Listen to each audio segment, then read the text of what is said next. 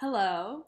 Okay, so I'm in the middle of watching Old Dads on Netflix, and I haven't finished it yet. I'm gonna contribute my thoughts as we go along. I personally really like this movie so far. Let's see how far in I am. Hold on. Samantha Fox. Okay, I'm like 40 minutes in, 36 minutes in. I think it's really good. I think it's very funny. I think it's very honest. It's very real. Like, it's not like all millennials are this way or all Gen Zers are this way. Because I'm Gen Z. We have family members who are millennial. But it's very honest. And in terms of the people who are the loudest, this is very reflective. Like that teacher, the principal of that school that the kids have to go to, that's a very real person. And her attitude, how rude she is, very real. The way that everything is like capitalism but disguised as mental health and and inclusivity, very honest. Like I actually am really enjoying this movie, and it's funny because I looked up the reviews because I knew the reviews were going to be bad because I knew that there's something going on with like film reviewers. I don't know what's wrong with them. I think that they're like all I feel like they're being paid to say bullshit because they always have like an attitude and they're always so pessimistic and they can never see anything good in anything anymore. It's like film reviewers have their own like cockiness where they just don't even like art. They don't like anyone who's not like doing something like The Godfather. So yeah, I just don't even listen to them anymore. But I looked at the reviews because I knew that they would have a problem. I haven't looked at what people are saying. I feel like film reviewers aren't even really like people. Like they're like machines. And then there's people who like say actual reviews. And so I'm interested in seeing what the people think. But so far, I think this is actually very funny. And I'm not usually a fan of comedy movies because usually they're not really funny. But this I think is actually hilarious. So, and it's actually very triggering because the characters are so real and the attitude is so real and the writing is really good.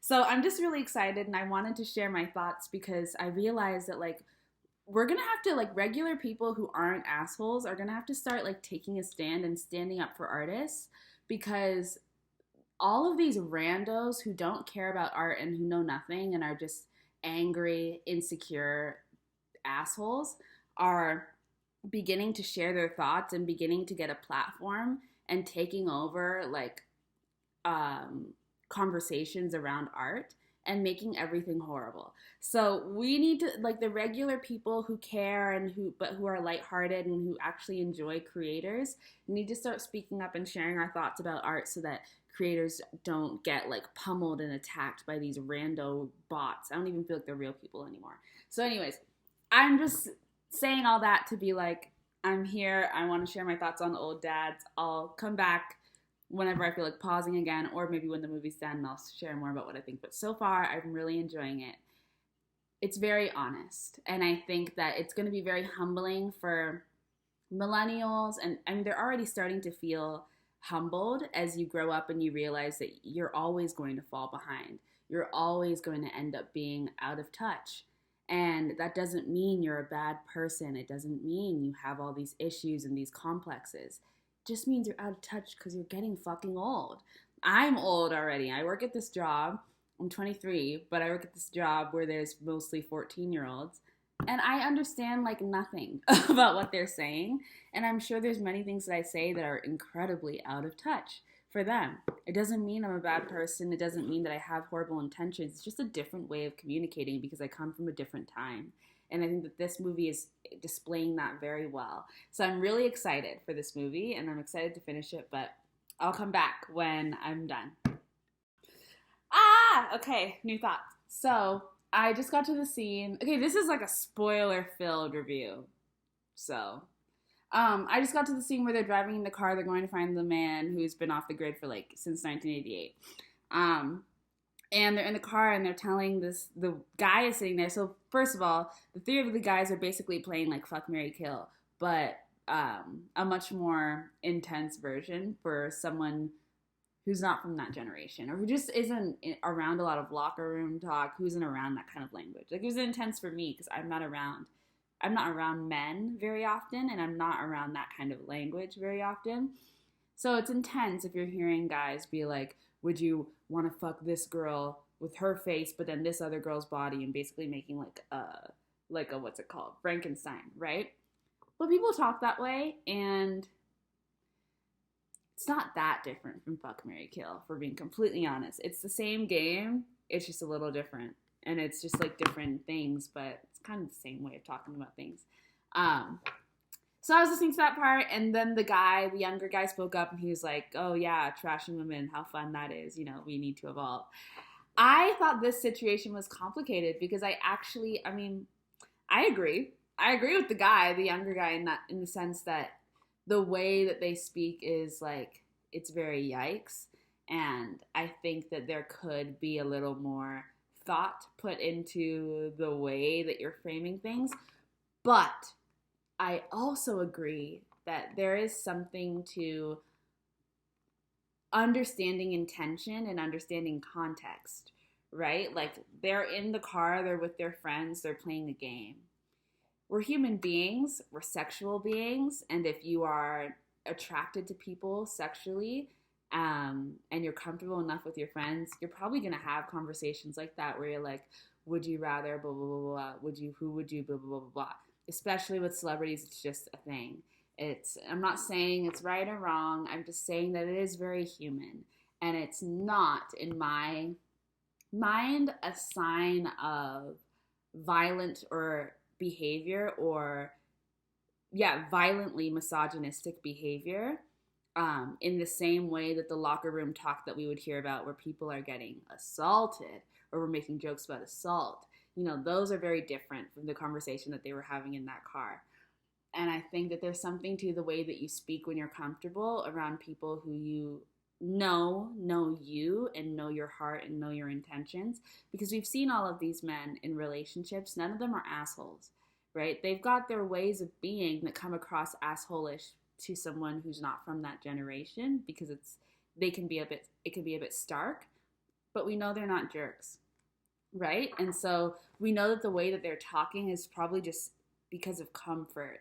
And I think that if any of us had our conversations aired when you're with people who feel like family, and who know you, and so you're not having a filter on over the way that you're speaking, you're not thinking to correct and check yourself, because you trust that the people understand what you're saying, they understand the levels to what you're saying, then you're probably going to sound a little, if people could hear the way that I spoke, or I speak with my family, with my sisters, I'm sure that not all the time people would be like, oh, that's okay.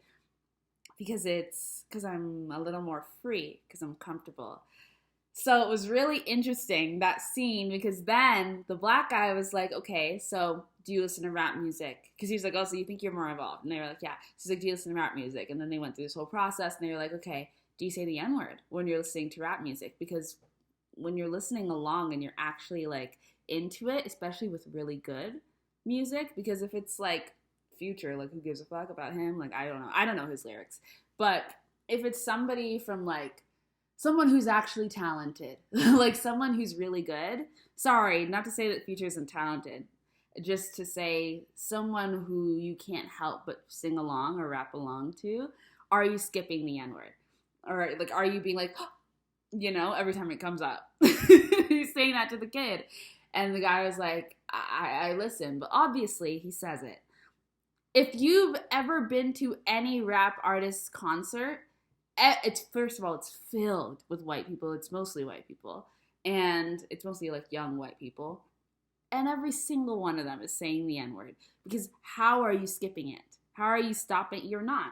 You're not thinking that way because you're comfortable and you're in a flow. So it's kind of interesting that they used that scenario and pinned it against each other, because I'm not saying it's right or wrong either way. I'm just saying that things are more complicated than what our initial reaction might be, and especially when you're coming from a place of wanting to judge and seem superior to.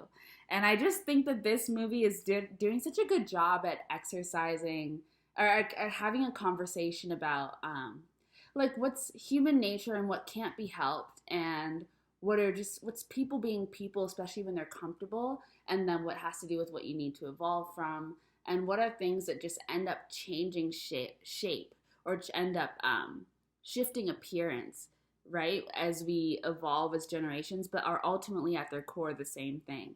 It's just super interesting. But then it got even more complicated because then towards the very end of the scene, before it gets sidetracked, this the guy's friend, the black guy's friend, one of the older men, is like, just to be clear, I never say it. And the black guy was like, oh, really? Okay, so when do you say it? He was saying, I never say it in music when I'm listening to rap. He was like, okay, really? So when do you say it? And I was like, okay. Because then if you want to have a conversation then amongst your generation and with your friends, especially as being like the one black friend in a group with white men, that would be an interesting conversation too. We didn't go there, which is also very natural because the other white guy stepped in and was like, oh, okay, it's just a joke. That's also very real. Like, there's always going to be a little bit of this outsider experience being the black friend in the white group, even if you're really good friends, even if you really understand each other. There's always going to be this protective energy of the two white people protecting each other against claims of racism, against it's always going to be a thing.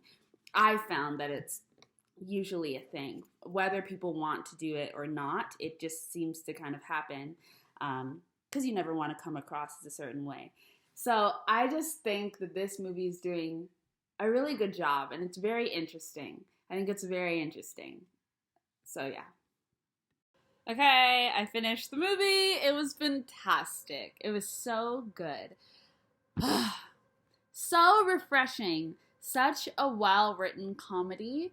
Very, very real storytelling. Very honest. I don't know. I don't know what to say. It's just like an amazing movie. I highly recommend watching it. I really, really recommend watching it. I just recommend watching it if you're a normal person. If you're a normal person who recognizes your own humanity and truly recognizes that we are all flawed, and you're someone who doesn't take yourself too seriously and doesn't have a big ass ego, I recommend watching this movie. Okay?